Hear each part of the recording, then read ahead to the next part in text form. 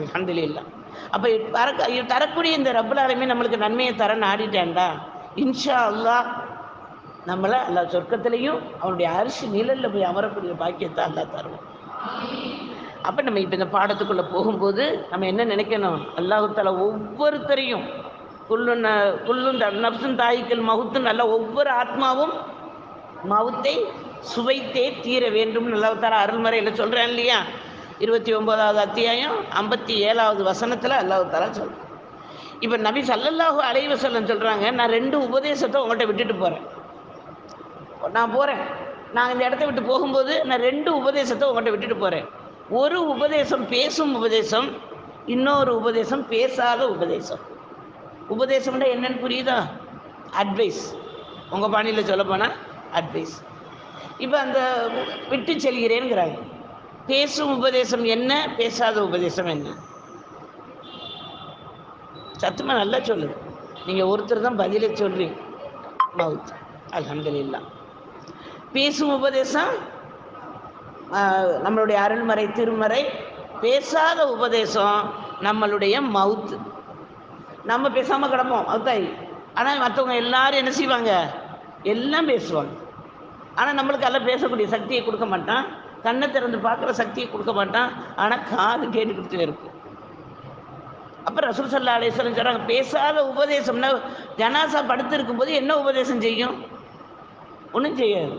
ஆனால் நாமளும் இப்படித்தானே கிடப்போம் அப்படின்னு நினைக்கிறது ஒரு அட்வைஸ் தானே. இதைத்தான் ரசூல் ஸல்லல்லாஹு அலைஹி வஸல்லம் பேசாத உபதேசம் தான்.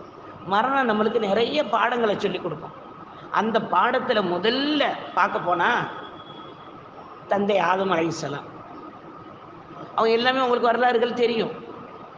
அவங்க என்ன செஞ்சாங்க, சொர்க்கத்தில் அல்லாஹ் ஒரு மரத்தை கிட்ட நெருங்காதீங்கன்னு நல்லா சொன்னால் நெருங்கிட்டாங்க, அந்த பழத்தை சாப்பிட்டுட்டாங்க. அந்த வரலாறு பேசு. இப்போ துனியாவுக்கு வந்துட்டாங்க. இப்போ அவங்களுடைய மகன் ஷீத் அலைஹிஸ்ஸலாம் அவங்கள்ட்ட கேட்குறாங்க, ஆதம் அலைஹிஸ்ஸலாத்திட்ட, நீங்கள் முதல் படைப்பான மனித படைப்பு, உலகத்துக்கே தந்தீங்கன்னா அல்லாஹ் கலிஃபாவாக படைச்சிருக்கான். ஆனால் நீங்கள் பாவ மன்னிப்பு தேடும்போது முஹம்மது நபி ஸல்லல்லாஹு அலைஹி வஸல்லம் அவர்களின் பொருட்டினால் என் பாவத்தை மன்னிச்சிருன்னு கேட்டீங்களே, அதானே? அப்படி தானே கேட்டாங்க.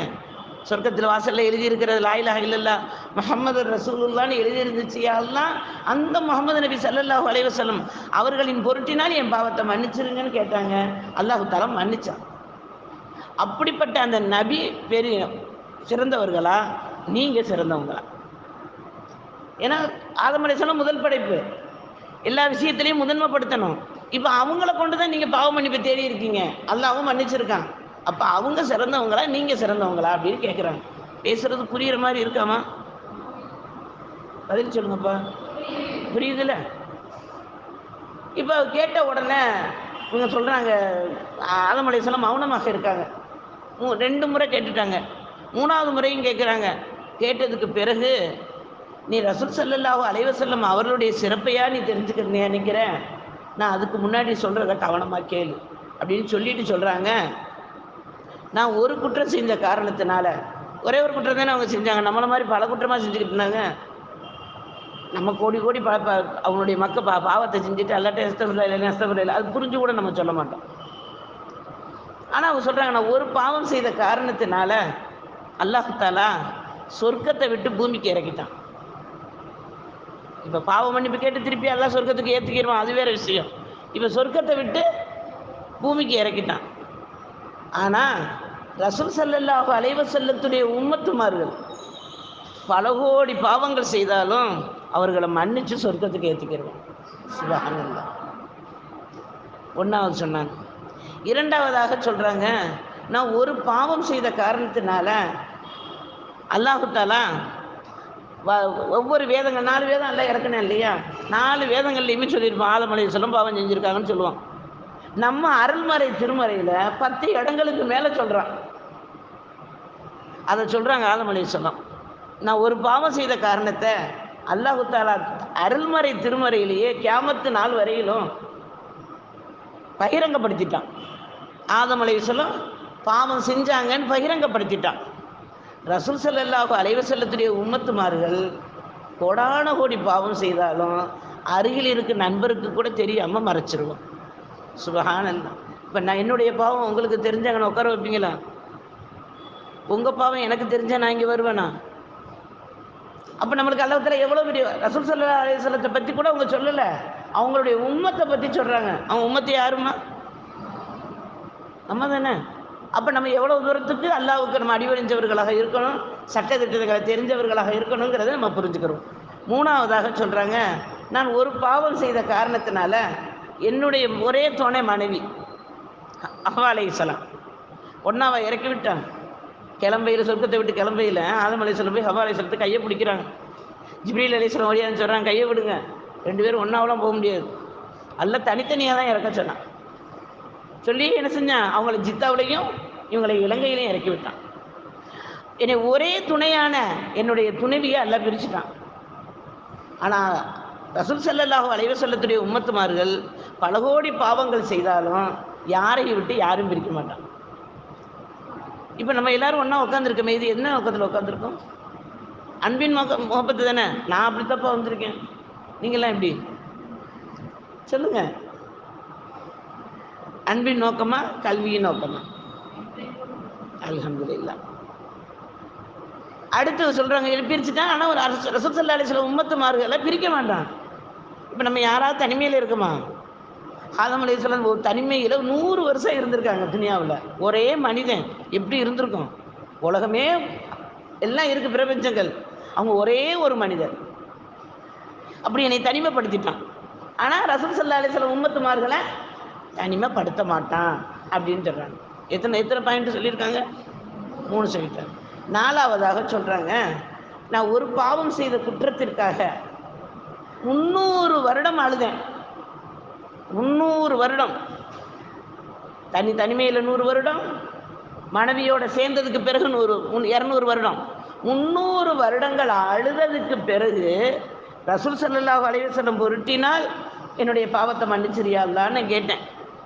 300 வருஷம் அழுக வச்சு அல்லாஹ் என் பாவத்தை மன்னிச்சான்.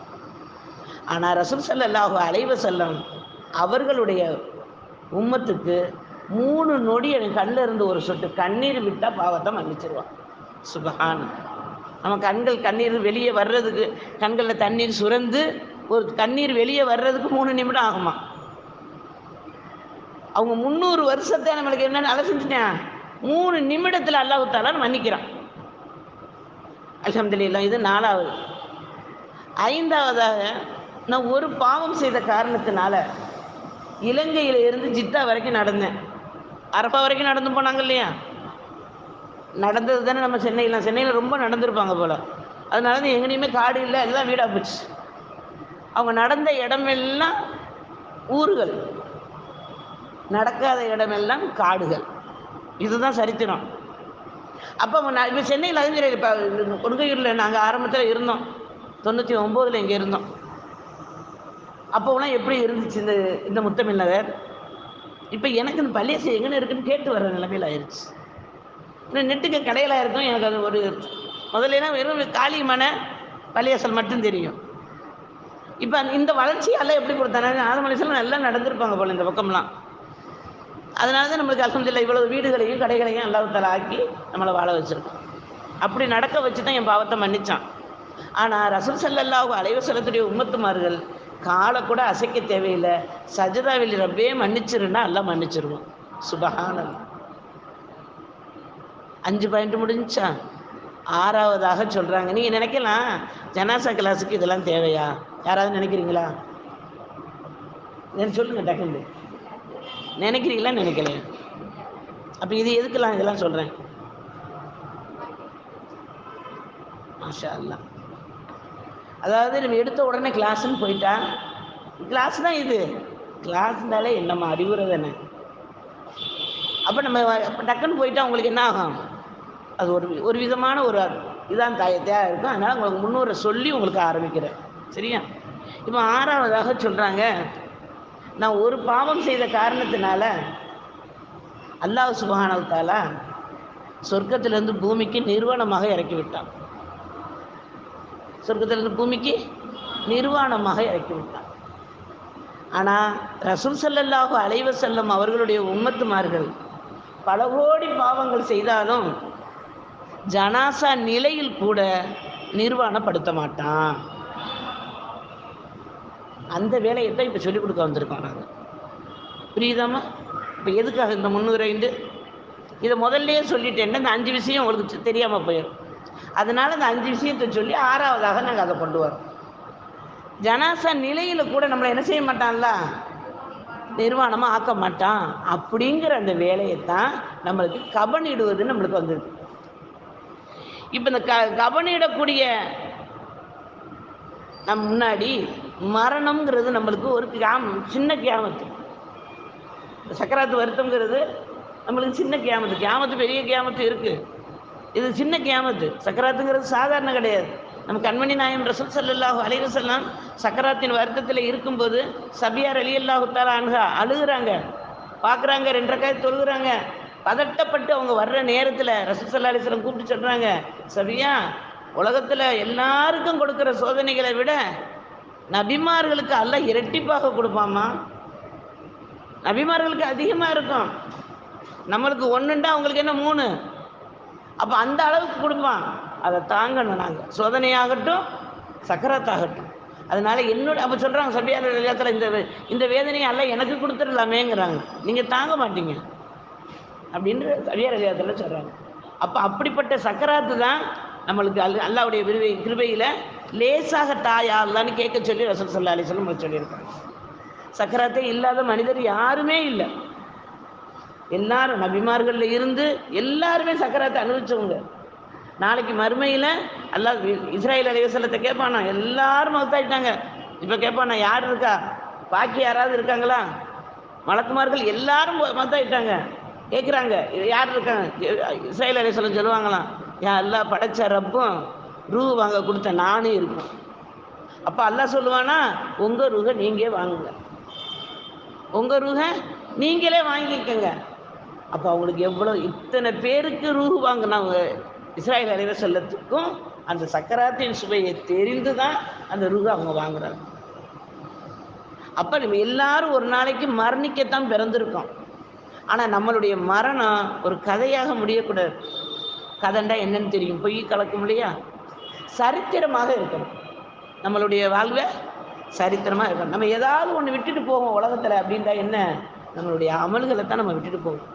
அந்த அமல்களின் மூலமாக நம்மளுக்கு என்ன வரும், நன்மைகள் வந்து கொண்டே இருக்கும் இன்ஷா அல்லாஹ். அப்போ அந்த அடிப்படையில் நம்ம இந்த ஜனாசாவுடைய பாடத்தை நீங்கள் கற்றுக்கிறது மட்டும் இல்லை, அதை நீங்கள் என்ன செய்யணும், செயல்படுத்த முடிவு பண்ணணும். மணி என்னம்மா, 12:15 பாங்கு எத்தனை மணிக்கு? சரி, அல்ஹம்துலில்லாஹ். இப்போ நம்ம பார்த்துட்டோம் இல்லையா? இப்போ ரசூல் ஸல்லல்லாஹு அலைஹி வஸல்லம் 7 விதமான மரணத்திலிருந்து பாதுகாப்பு